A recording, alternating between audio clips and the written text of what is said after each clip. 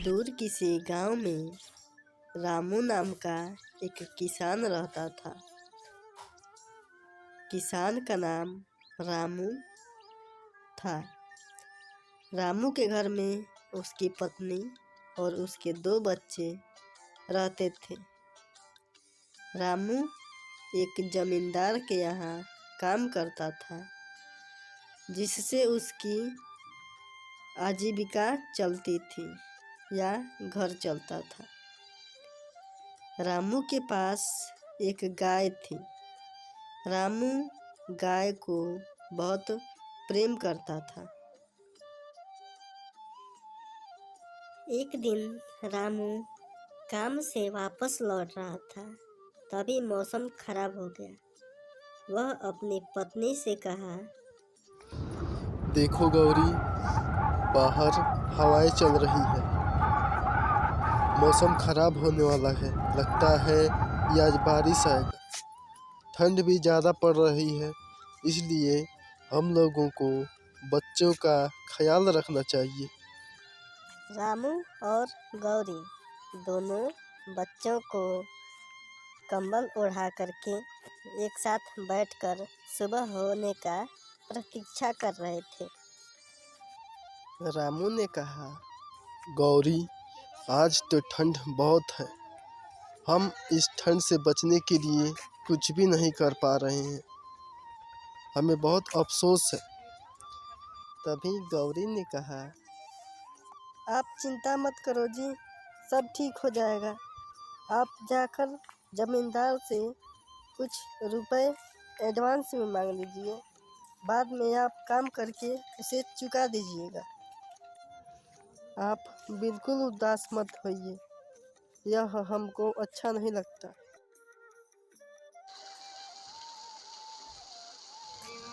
तभी हवाएं तेज हो गईं और बारिश भी होने लगा।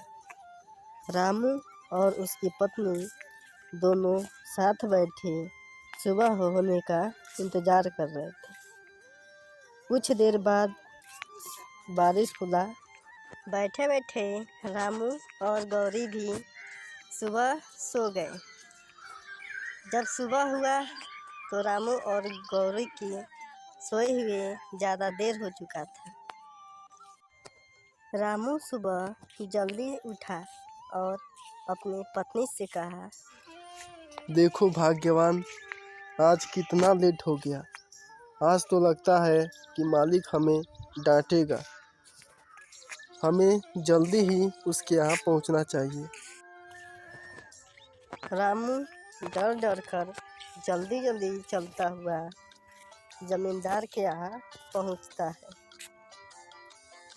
तभी जमींदार आगे खड़ा था और वह रामू से कहा, देखो रामू, तुम बहुत लापरवाही से काम करते हो। इसी तरह से काम करते रहोगे तो एक दिन मैं तुम्हें काम से निकाल दूंगा।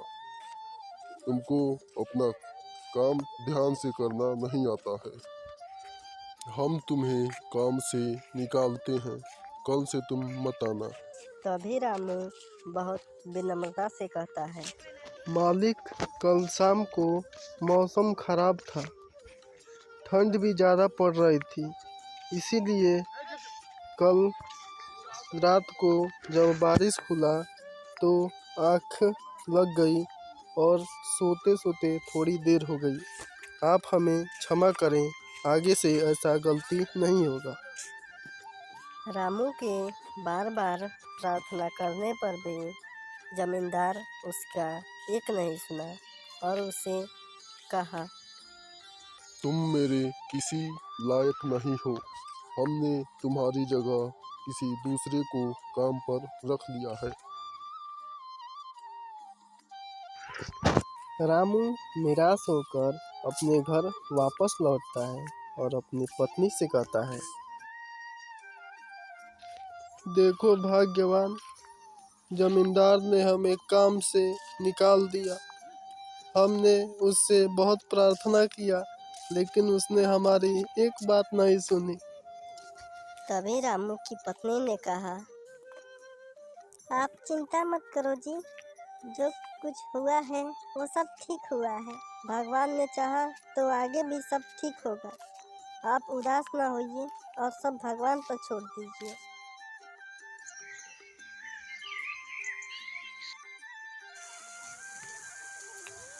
कुछ दिनों तक ऐसा ही चलता रहा। फिर रामू के जीवन में एक नया सवेरा हुआ और सब कुछ रामू के पक्ष में होने लगा। रामू के पास जो गाय थी अब वह दूध देने वाली हो गई थी। रामू रोज सुबह दूध निकालता और वह उसे मार्केट में बेचने जाता था। बाजार में रामू का एक दोस्त था जिससे वह दूध को बेचता था और जो पैसे मिलता था उससे वह अपना घर चलाया करता था। एक दिन रामू जब दूध बेचकर बाजार से आया तो वह उसके दिमाग में एक विचार आया। वह अपने पत्नी से कहा,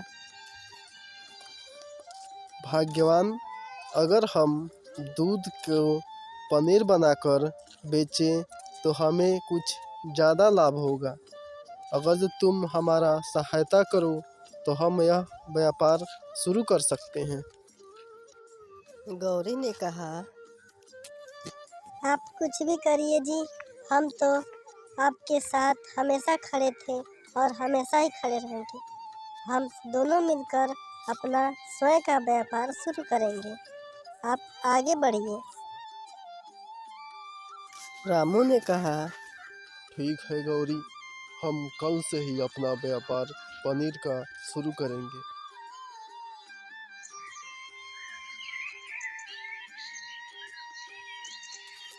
अगले दिन जब सुबह हुआ तो रामू दूध निकालकर अपने पत्नी को पनीर बनाने के लिए देता है।